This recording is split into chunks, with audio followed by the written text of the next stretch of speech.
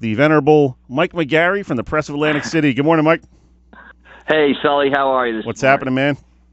Not much, just kind of, I guess we're in, they call it week 2, but we're about halfway through week 3 of the high school football season, and, some interesting games last night. Mark Tribble was giving you a little bit of a hard time about staying up in the press box in that light rain in the first quarter. Well, I'm getting old. He was basically questioning. Than me. He was questioning your manhood. Well, fair enough. But the rain these days just gets tiresome. And what I tell people all the time, it seems weird how this works this way, but it seems like once you get one rainy Friday night, no matter what happens, it just rolls on the rest of the season. And so far, that's 2 in a row rainy Friday nights for us. And last night I think was a bit unexpected, but it stopped in the second half, so I was able to get out of the press box for the second half. I was like, Tribble, you're giving McGarry a hard time calling out his toughness, and you're standing here with an umbrella. Exactly. So I did not have the umbrella look is not a positive one for me, so I elected to stay inside a little bit. But I made it back out on the sideline for the second half. I was on the sideline to see Jada Byers pick off that pass and go 74 yards for a touchdown, and continue what has kind of been the theme of the season so far, and that's the Jada Byers show. What an athlete, man. I mean, can you compare him to anybody you've seen in the last 10, 15 years? I mean, he could do so many different things on a football field, played defensive back, pick off passes. He's even on kick coverage. I don't even know why, but right. I mean, I just think he does so many things out there. He's so dynamic to watch. And obviously St. Joe is a tremendous football team. They beat St. Augustine 30-8 last night. And Jada Byers, shows his versatility. He came into the game with, I think, 11 rushing touchdowns. He still ran for 155 yards and a touchdown last night, but he also threw a touchdown pass on an option play and returned the interception for a touchdown. And this is just the type of thing. I mean, the option play, as I wrote today in the Press of Atlantic City and pressofac.com, St. Joe knew that, the St. Augustine defenders would be flying after Byers, that he would be the big, obviously the object of attention. So they put in that halfback option pass. They put it in Wednesday. They're practicing in the St. Joe gym in the St. Joe Elementary School, which looks like a swimming pool because it's got tile on the side, and is not like a spacious big gym. It's a Hoosier type of gym, and they put the play in and they run it twice in practice in the gym. And, Byers throws it complete twice in practice, comes out in the game and throws it complete. And, just nothing seems to faze him. He's just very matter-of-factly. I asked him last night, is there anything you can't do on the football field? And, he just answered, I don't know. And he wasn't bragging or being cocky or anything. He was just being, matter-of-fact about the situation. Wonder if he can kick some extra points. I bet he could if he gave him some practice. And I think the interesting thing after the game is Pete Lancetta, the St. Augustine coach, again, as I wrote in the story today, he graduated from St. Joe, played at St. Joe in the late 70s, coached at Hamilton for 26 years, Hamilton and St. Joe, big rivals, obviously, during that period. He said he thinks Jada Byers might be the best player that has ever been at St. Joe or that he's seen at St. Joe, which is quite a statement. I asked, St. Joe coach Paul Sacco about that. He obviously does not like to, engage in that sort of conversation, but even he admitted that Jada might be the most exciting player that he's had at St. Joe. So obviously the first 3 games have been incredible for Byers and the Wildcats. They're 3-0, number 1 in the Press Elite 11, and Jada Byers is 13 touchdowns and more than 700 yards rushing, leading the state in both categories so far this season. Well, Mike, what really makes them such a difficult team to defend is the other weapons they have. I mean, you talk about Nate Johnson, Keyshawn Griffin, obviously that offensive line. But if you stack the box with 9 guys, Jaden Shertell is beginning to prove, he's only a sophomore, but he's beginning to prove that if you stack the box, he's going to dump that little 10-yard pass over the back of you and hit some big plays. Yeah, and what's scary is they're kind of a interesting combination. I mean, they're skilled guys. Jada's a junior, but like you said, Shertell's a sophomore. Ahmad Ross, the fullback, is a sophomore. I think Nate Johnson is a senior. Keyshawn Griffin, who caught the touchdown pass from Jada Byers last night and also intercepted a pass, is a sophomore. But that offensive line, Wisdom Quashie, Sean Morris, Tucker Monaco, Brad Lomax, and Bobby Hyman are just a dominant front, and they're dominant on the offensive line and the defensive lines. I mean, St. Augustine carried 16 times for 9 yards last night. They had to go to the air. It's tough for a high school football team to live and die with the pass. St. Joe picked off 4 passes, which obviously helped them with the victory. And every time I see St. Joe play and I stand next to Wisdom Quashie, I'm stunned by how large he is. I mean, so really those skill guys behind the dominant line really is just a tremendous combination right now for St. Joe. Yeah, it was funny. I was talking to Jada after the game, and he was like, basically all I have to do is hide behind Wisdom. I mean. Right, he hides, and then boom, and he makes a cut, and he's out in the open. It's really unbelievable. And, it can't be understated just how good that offensive and defensive line is and how much it dominates games. And I remember, I was at one game, and, last night the quarterback, Wisdom Quashie is just so big. He blocks the view of quarterbacks and stuff like that. He's tough to see over. I can't overemphasize or emphasize enough how big Quashie and Morris and how tough Lomax is, and Monaco and Hyman. I mean, those kids have really done a fantastic job.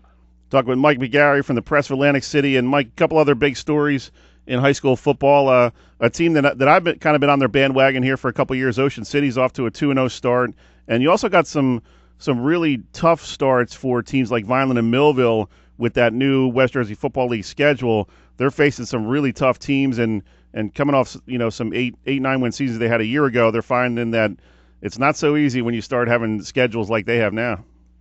Yeah, I mean, I think let's take them, kind of one at a time. I think I did a little something in Friday's paper about Ocean City where they've kind of flown under the radar a little bit. I mean, they've won 19 of the last 27 football games, and they're 2-0 this season for the first time, I think, since 2001.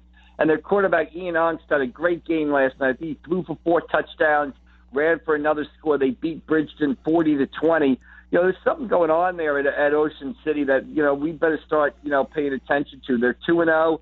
They've got Absegami next week, and then I think they've got a matchup with St. Augustine the week after. So they've definitely established themselves as a team to sort of watch and a team that after, kind of being one of the best teams in the state from the mid-'90s to the early 2000s and then kind of falling on hard times for, a decent stretch. They've kind of turned it around a little bit. And then, the coach Kevin Smith, I talked to him for the story I did in Friday's paper, and he said, they don't have, Division I guys. They don't have, high-profile recruits, but what they do have is a lot of solid, hard-working, good, talented football players, and so far that's paying dividends, for the Red Raiders. And, as far as Millville and Vineland, yeah, Millville just, their schedule almost not fair to start the season. St. Peter's Prep, St. Joe, and now Williamstown. All those teams are Williamstown and St. Joe are in the Elite 11. Both are undefeated. St. Peter's Prep blew out Bergen Catholic last night, which is considered the number 1 team in the state of New Jersey. So, Coach Dennis Thomas, a fabulous coach out there at Millville, said after the St. Joe game that his team was down and just was searching for the light and was looking to find it in Williamstown. They didn't find it, but, I'm sure that if anybody can get them to bounce back, it's Dennis Thomas.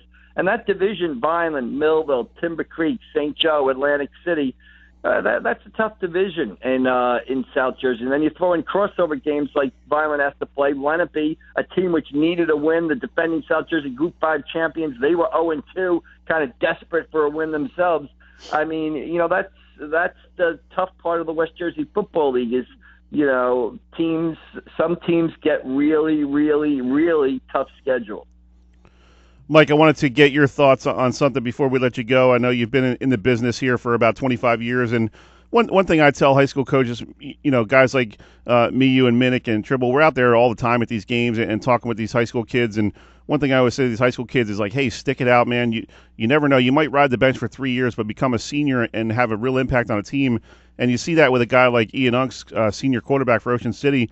Here's a guy who basically had to wait his turn and it just happened that they had a line of really good quarterbacks. And speak to that a little bit about when you see a kid that has stuck it out for 4 years and only gets 1 year to start and really makes an impact. That, we have a lot of high school kids listening to the show, and it really shows that things aren't always going to come easy to you, and you're not always going to start as a sophomore. I mean, when I played college baseball, I rode the bench for 2 years before I started as a senior, and it could be very rewarding when you put in all that work and finally get your shot and are able to do something with it.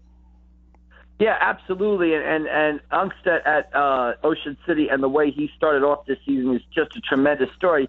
You're absolutely right. That's the way it was for everybody 20, 30 years ago. People were on the freshman team, then they were on the JV, then they maybe played a little bit as juniors, and then they started when they were seniors. That's the way it was for everybody. We've kind of changed in the world today to sort of instant gratification, where if players go into a program and they're not starting by the time they're a sophomore, they transfer or do this or do that, and nobody seems to want to wait their turn. So that's a great job by Ungstead. He's one of several kids, that are probably out there that have kind of waited their turn and getting their opportunity this season and making the most of it. And that's what really makes a successful program, is people get in the program as freshmen and they progress and they get better. And when it's their turn, they step forward. And maybe that's a key to Ocean City's success, like back to what I said before, where Coach Kevin Smith said we don't have that flashy Division I guy that just come in and started as a freshman or a sophomore. But what they do have is a ton of kids like Ian Unks that, have kind of waited their turn and now are out there making the most of it. So it's always gratifying and rewarding to see those kind of, I call them like program kids, because you can't have a program without kids like that, put the time in and then be rewarded with success. Yeah, and I always tell kids, you can spend your time on the bench as a freshman and sophomore and even a junior messing around with your friends and not paying attention to the game, or you can be looking and studying exactly what's going on so that when you do get in there, you're ready for that opportunity.